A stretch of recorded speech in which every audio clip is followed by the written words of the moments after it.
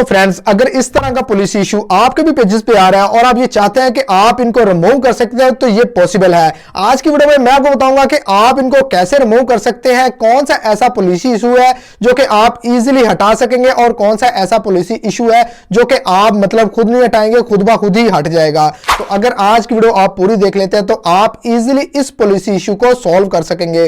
तो वीडियो शुरू करने से पहले एक काम जो आपने अभी करना है, अगर आप हमारे चैनल पे नए हैं तो इसको सब्सक्राइब करना है, और अगर आप पहले ही सब्सक्राइब कर चुके हैं तो हमारे इस वीडियो को आपने लाइक करना है। तो मैं आपको लैपटॉप की स्क्रीन पे लेके चलता हूं और इसको मतलब इस पॉलिसी इशू को कैसे हटाना है ये बताता हूं। तो चलो लैपटॉप की स्क्रीन पे। तो हम आ गए हैं लैपटॉप की स्क्रीन पे। तो यहाँ पे आपके सामने मैं दो ऐसे पेजेस ओपन करूंगा जिनके ऊपर हमें पार्टनर मोनेटाइजेशन पॉलिसी का इशू आया हुआ है और दोनों का दोनों सेम ही है, लेकिन इनमें से एक सॉल्व हो जाएगा और एक हमें सॉल्व करना पड़ेगा। तो यहाँ पे सबसे पहले जो मैं पेज ओपन कर लेता हूँ ना, इसका नाम है वॉइस ऑफ अमेरिका। तो इसकी मोनेटाइजेशन में आ जाते हैं। तो यहाँ पे व्यू एलिजिबिलिटी कर लेते हैं, ठीक है। यहाँ पे पेज ग्रीन है, लेकिन जैसे ही मैं यहाँ पे इसको ओपन करता हूँ तो ये देखिए पॉलिसी इशू आया हुआ है, हमारे पेज पे येलो मतलब हुआ है, ठीक है।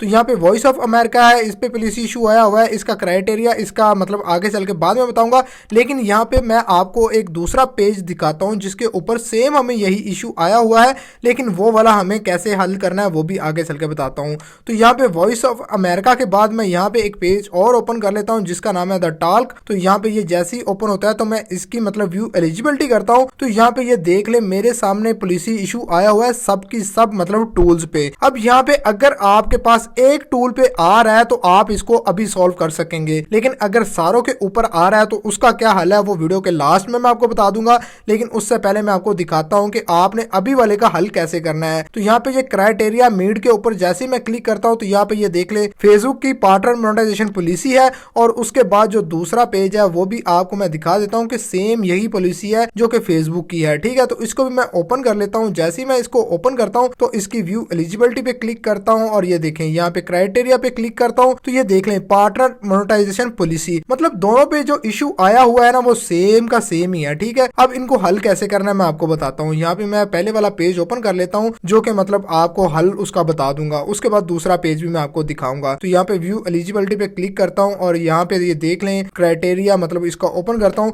तो यहाँ पे आप चेक कर सकते हैं अगर आपके पेज पे कुछ इस तरह का आए फेसबुक मोनेटाइजेशन पॉलिसी, तो ये आपको पहली वार्निंग होती है कि आप इसके मतलब जो आपने फेसबुक पार्टनर मोनेटाइजेशन पॉलिसी की वायलेशन की है ना वो आपने दोबारा नहीं करनी। अब ये कैसे हटेगी, आपने अपना कंटेंट अपलोड करते रहना है और विद इन 1 मंथ मतलब वो आपकी पॉलिसी हट जाएगी।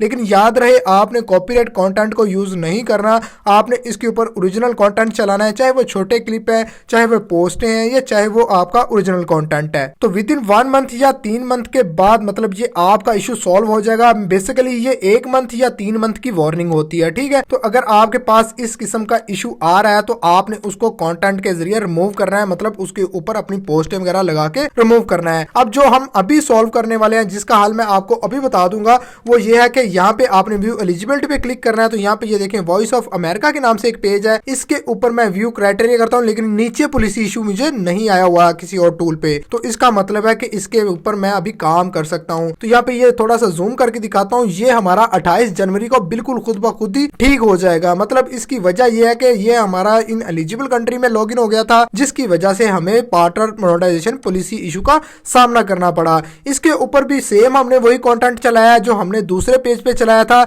लेकिन इसके ऊपर हमें जो वायलेशन मिली है ना वो फेसबुक वाले कह रहे हैं कि वो 28 डेट को हम खुद ब खुद ही ठीक कर देंगे। अब इसके पीछे राज ये है कि अगर आपने मतलब कोई वायलेशन ऐसी की हुई है जो कि आपके कंटेंट के अंदर है तो वो आपकी मतलब 1 मंथ या 3 मंथ बाद ही ठीक होगी। लेकिन अगर आपने कोई ऐसी वायलेशन की है जो फेसबुक की कम्युनिटी के खिलाफ नहीं है लेकिन सिर्फ पार्टनर मोनेटाइजेशन पॉलिसी के खिलाफ है, तो वो आपकी मतलब इजीली सॉल्व हो जाएगी। बेसिकली ये दोनों ही इशू सेम है, पार्टनर मोनेटाइजेशन पॉलिसी है। अगर आपके पेजेस पे भी ऐसे आते हैं तो आपने क्या करना है, अगर आपके पेज पे मतलब वो पहले वाली वायलेशन है तो आपने 1 मंथ या 3 मंथ का वेट करना है और उस दौरान अपने मतलब पेजेस पे कंटेंट अपलोड करते रहना है। अगर आप ये काम करते रहेंगे तो आपके मतलब ये वाले इशू सॉल्व हो जाएंगे। और अगर आपके पेज पे वो दूसरा इशू है तो वो आपने यहाँ पे नोट डाउन कर लेना है, जिस डेट को भी आपको मतलब ऑप्शन आए वो खत्म होने का उसी डेट को आपने उसको अपडेट कर देना है। लेकिन याद रहे दोनों पे कंटेंट अपलोड करते रहना है, आपने कोई ऐसा मतलब काम नहीं करना कि आपने पेज पे मतलब रीच डाउन नहीं होने देनी।